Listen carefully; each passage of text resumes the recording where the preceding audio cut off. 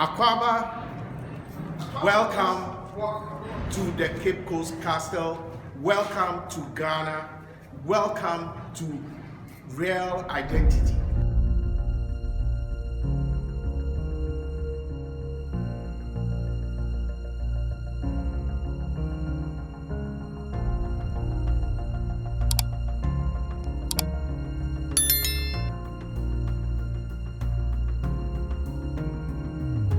Originally, it was to welcome Michelle Obama.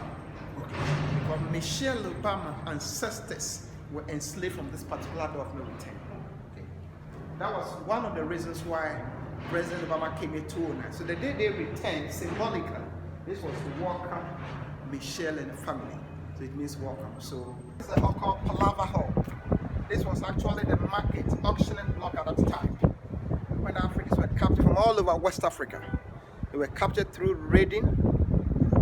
Europeans captured some. Europeans brought guns, tobacco, other things to African people who were chiefs. The leaders were chiefs. These things were given to the chiefs. So the chiefs would then organize themselves to use their weapons against the other tribes. So whenever they fight the losers, instead of them to become domestic slaves as Africans did, or the Africans were before Europeans came, who were taken all over West Africa. Today's Nigeria, Togo, Burkina Faso. We are places in Ghana like Salaga in northern Ghana, Sandema to Paga. Those were market centers. From there, they will start to walk from the far north through Brongahaf, through Kumasi, as same as they had a stopover. So when they arrived in the castle, they brought them here for auctioning. After auctioning, they will brand them using their trademarks. Then they put them in the dungeons. But this same Palava Hall was where the bond of 1844 was signed. That gave the British the power to colonize us after slavery for over 130 years. That was signed in Palava Hall. Let's see the court and the governor's residence. Rooms down here. All these rooms were offices and residence of British soldiers, simply means the barracks. Another one was their kitchen at that time. There's a fort on the hill called Fort William. That fort was built by the English when they were used for their military. The soldiers were there.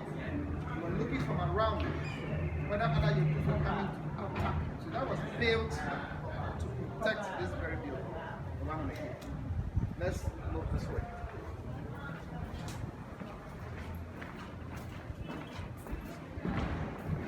This was a court after slavery 400 years. Then came colonization. The capital was in Cape Coast. So this was a court before they moved the capital to Accra in the year March 1877. The first English court, colonial. This is communication room. Soldiers were in the fort. Some soldiers were here. They give a signal to each other in case of attack. They could raise their flag. They could flash a mirror, even in this light. Because then there was no telephone, so they only exchanged signals. And the communication is closer to the governor's bedroom. So let's move to the governor's bedroom. This is the governor's residence.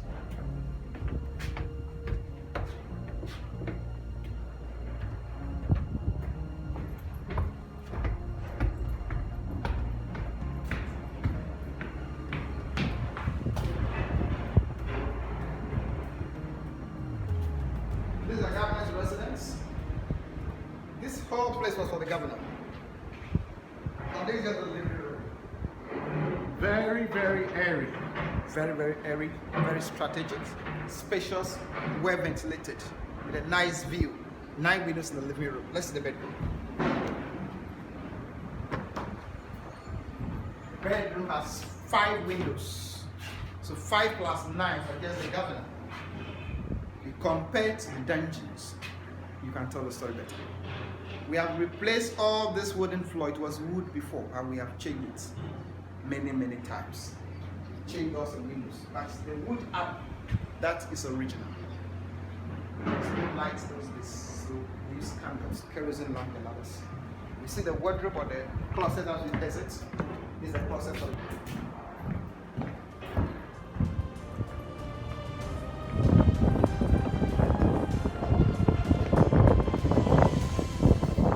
dungeons were visited. It is from this place, the mill dungeons. And this is the church just above the dungeon. The Anglican Church. This is the church. The Anglican Church. Wow. So the male dungeon is Just beneath this place. Beneath where we this are place, and then the church is right here. Right on top of the building. Wow.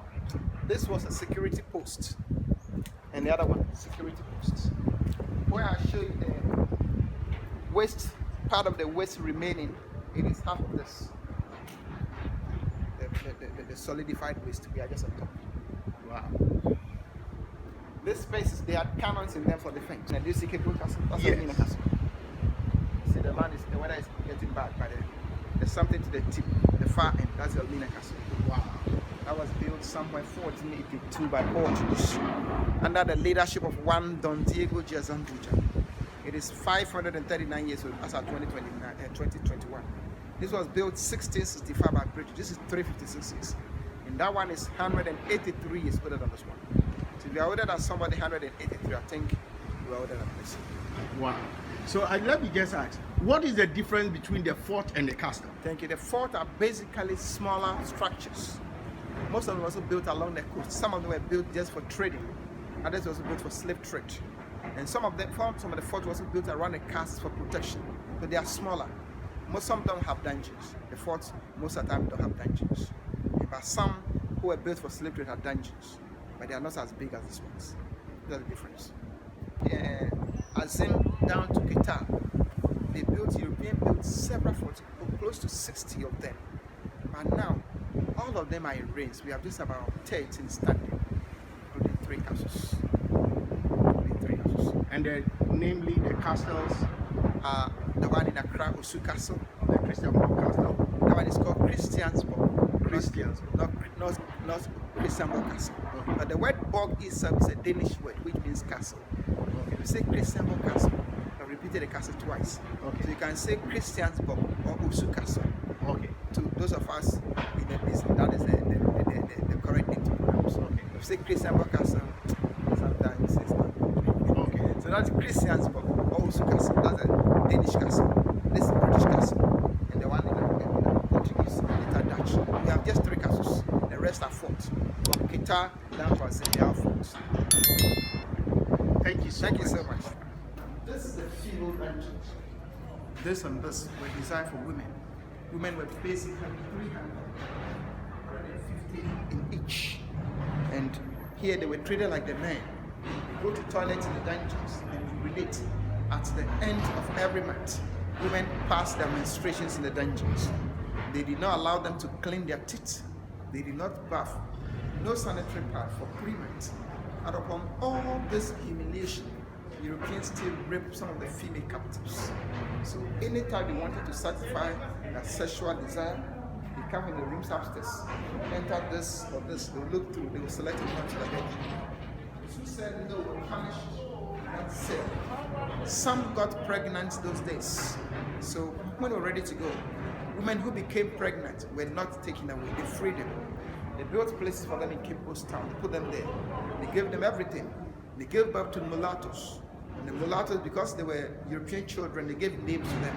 That is how come along the coast of Ghana today, especially where Europeans settled, you have light-skinned people, and most of the Ghanaians having European last names, such as Van Dyke, Van der Poel, Da Costa, De Souza, Johnson, Combs, Ferguson, Morrison, Roxon, Jackson, all the Simpsons. These are names from Europeans.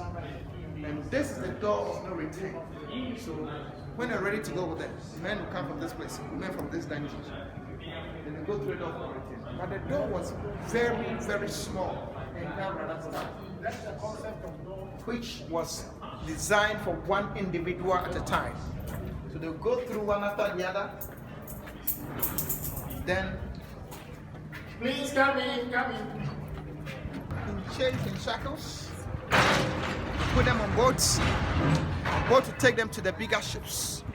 And because the door was narrow, this was a staircase that Europeans used. They do not want to go through the small, so they use one couple. And if you go through the door of no return, during the time of slave trade as a black person, one, you will lose your identity.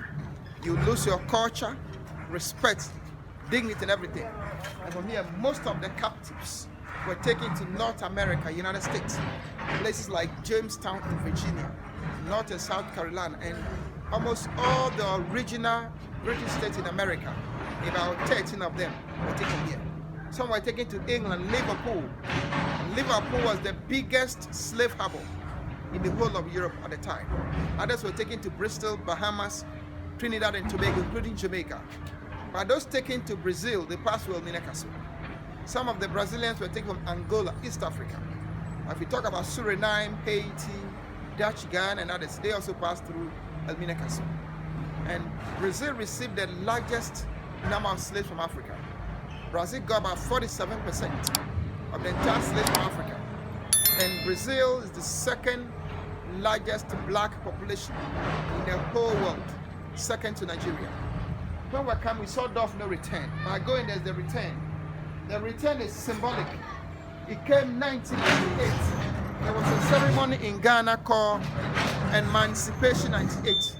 During that time, skeletons of two enslaved Africans, they call them Samakassin and Madame Cresta, were exiled from New York and Jamaica.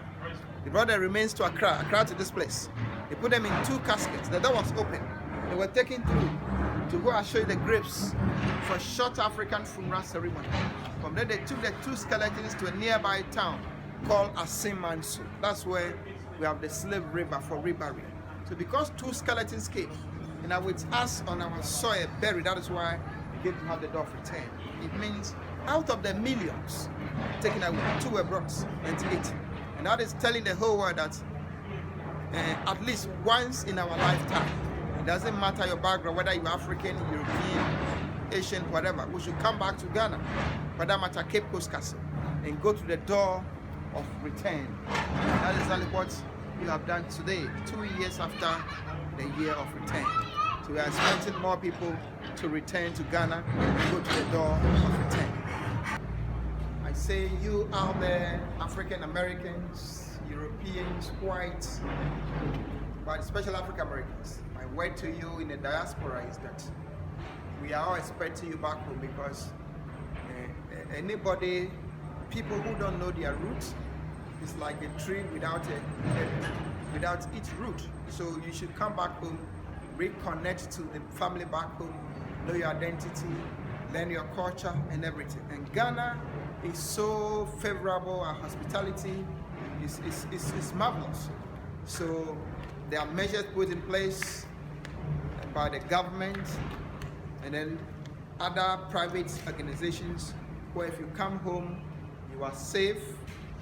There's even a land that government allocated for people who want to come and resettle in Ghana. So this is Africa, this is your home.